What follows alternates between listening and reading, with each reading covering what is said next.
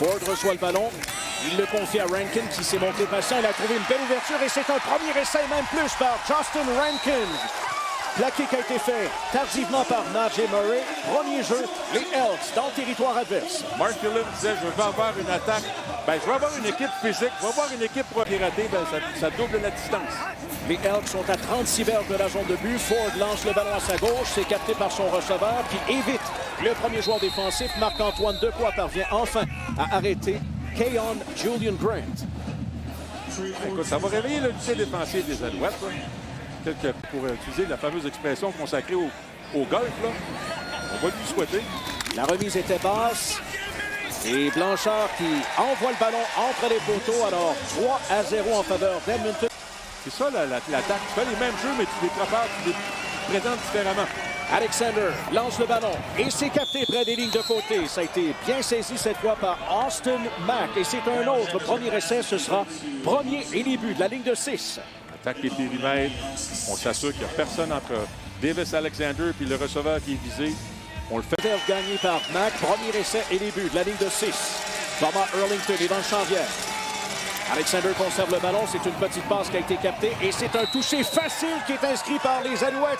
Il est marqué par David Dallaire, son deuxième dans la Ligue canadienne. Dallaire, à tous les matchs, attrape au moins une passe. Exact. Ça, c'est le fun parce qu'il est tellement utilisé régulièrement comme bloqueur, comme centre arrière, que là, on le fait faire des feintes de bloc. Puis, c'est plus une feinte de bloc, c'est plus un bloc, ça devient une feinte de bloc, puis il devient receveur. Parce que combien de fois on le voit traverser la formation puis aller... On dirait que la tendance continue. Les Alouettes sont au niveau des exécutions. Les Alouettes ont déjà passé 7 minutes sur le terrain à l'attaque. Alexander avec une très longue passe pour Charleston Rambo. Et c'est capté! Charleston Rambo! Quelle passe! Sors ton bazooka. Hein? Sors ton bras canon, ton bazooka, et let's go! Dans les zones profondes, le pauvre Bynum qui est en situation de poursuite. J'ai jamais joué demi-défensif, mais ça doit pas être un bon sentiment. Quand tu sais que tu es battu dans les zones profondes, puis tu fais tout pour essayer de rattraper le gars, puis tu arrives en retard, ça donne un gros jeu. Hey, les jeux explosifs, on en a eu 4 la semaine passée. Du côté des Alouettes, on n'en avait pas eu un contre Toronto, 4 la semaine passée, déjà un ce soir.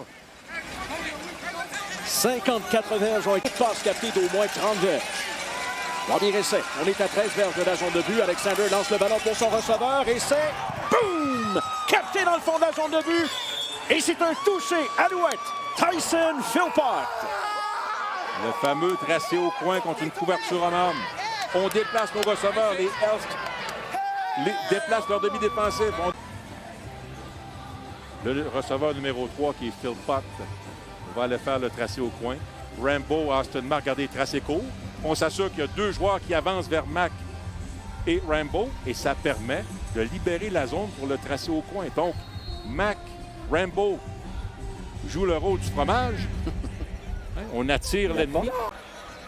Bottée de 32 verges qui est tentée par Vincent Blanchard. Il a réussi sa première tentative ce soir sur 42 verges. 2-2. Bottée de 11 verges qui est réussie par Jose Maltos. Alors 3 points de plus pour... Deuxième essai 6. Alexander regarde à droite. Il cherche toujours. La pression est de plus en plus forte.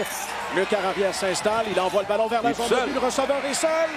Boum! Et c'est un autre touché. Il est inscrit par Tyler Sneed. Quel jeu de la part d'Alexander. Et Sneed, c'était... Marque était de 2 passes de toucher qu'il avait établi quelques fois depuis le début de sa carrière. Imagine, défensivement, là, tu sais, clairement, tu as fait quelque chose de bon. Tu lui enlèves sa première lecture. Là, tu veux le contenir et regarde Tyler Sneed qui essaie de faire des signaux, là. En plus, tu avais Philpott qui a pointé Davis Alexander en disant « Va-t'en dans la zone de but! » Il y a quelqu'un. Oui. D'après moi, le banc aussi, on devait crier que Sneed était tout seul. Donc, il y a eu beaucoup d'aide pour diriger le trafic. Regarde. Le 20 juin en 2024 face aux Rouges et Noirs d'Ottawa. Bottée de reprise par les Alouettes. Arkell Smith a franchi la ligne de 30. Il s'en va vers les lignes de côté et tombe dans les bras de Jeffrey Canté-Atrou, mais surtout, il y avait un autre joueur qui était là pour l'arrêter. Alors, 5 passes complétées en 7 par Tyrell Ford. Les Elks ont porté le ballon 12 fois. Voici une 13e course. Et c'est une course très intéressante. Oh oui! Quelle belle course, la plus longue par les Elks aujourd'hui. Premier essai qui est obtenu. 21 verges et celle-ci 25 verges. Et cette fois, les Alouettes étaient prêts. Et oui, c'est un plaqué pour une perte qui est fait par Sean Oakman. Deuxième essai, 12 verges à gagner. Le quart des Elks veut s'installer. Il est frappé au moment de lancer le ballon. Et son receveur parvient à le saisir. Ce ballon, c'est Steven Dunbar. Premier essai, les Elks dans le territoire montréalais. Ouais. On a tout simplement mal jugé la trajectoire du ballon. Mauvais déploiement, une couverture de zone. Receveur Hart. 17 verges ont été gagnés sur le jeu précédent. Ford envoie ça à sa droite. C'est capté par son receveur. Et c'est un autre premier essai qui est obtenu alors que les Elks s'approchent de la zone payante. Ça a été saisi par Curly Gittens. Une première passe captée par le receveur canadien ce soir. Il est le cinquième joueur à saisir au moins une passe. On emmène des receveurs supplémentaires. On a de la force du nombre pour courir, faire la passe piège. Tu as deux bloqueurs supplémentaires. La ligne à l'attaque se déploie. Beverett, 5K, Adeyemi Berglund, on s'est fait prendre. Ça donne une chance aux Elks d'établir le jeu. Une récolte de 14 verges par Gittens. Premier essai de la ligne de 20. Ford est pourchassé par Adeyemi Berglund. Et le ballon qui a été capté par son porteur qui échappe le ballon et le récupère à la suite du plaqué de Lorenzo Burns. Deuxième essai. On a besoin de 13 verges. Ford s'installe. Il lance le ballon vers la zone de but. 1 contre 2. Intercepté. Et ça a été intercepté par Kabion Anto. Ouais. Anto qui est arrivé comme un faucon pour s'emparer du ballon.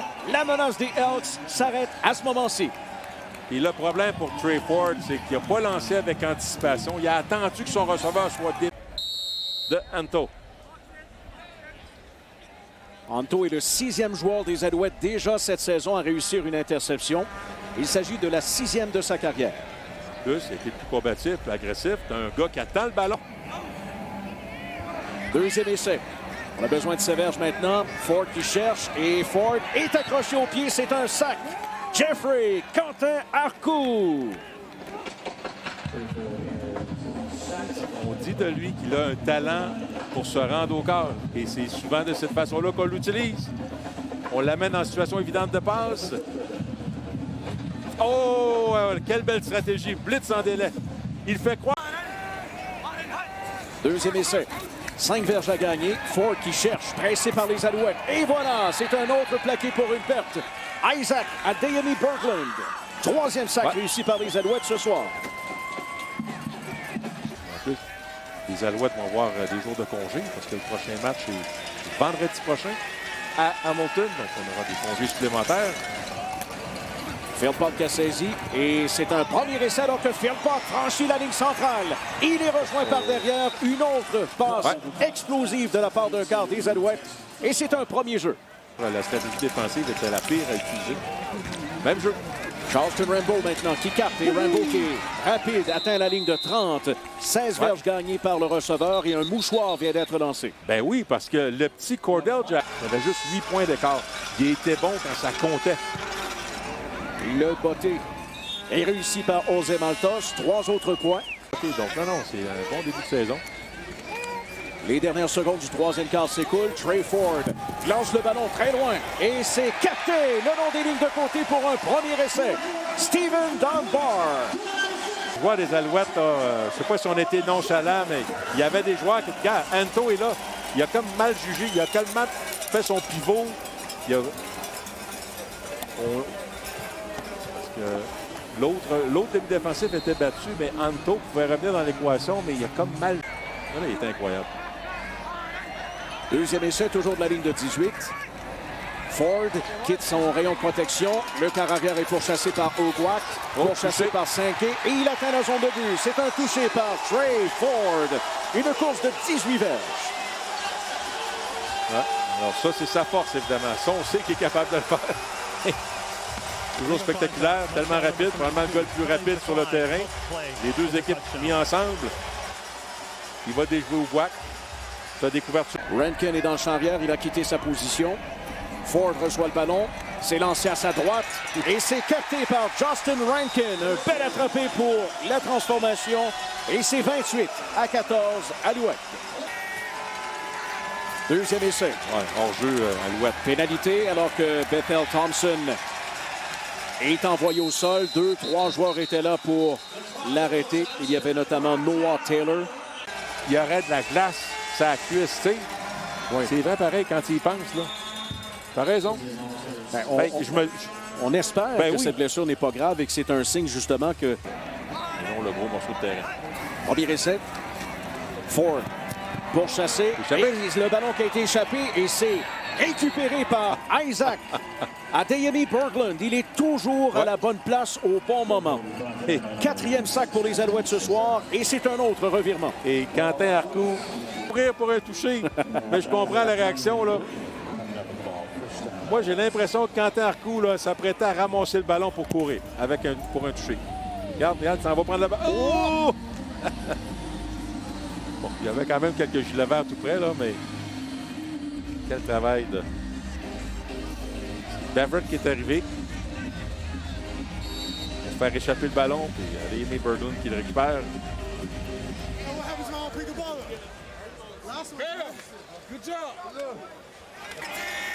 Premier et 10. Thomas Erlington avec une course à gauche. Erlington, toujours debout. Sean Thomas Erlington. Bingo! Touché au sol par le porteur. Et les Alouettes s'envolent vers la victoire. Ouais, c'est le cas de le dire. Ouais. Avec le jeu au sol.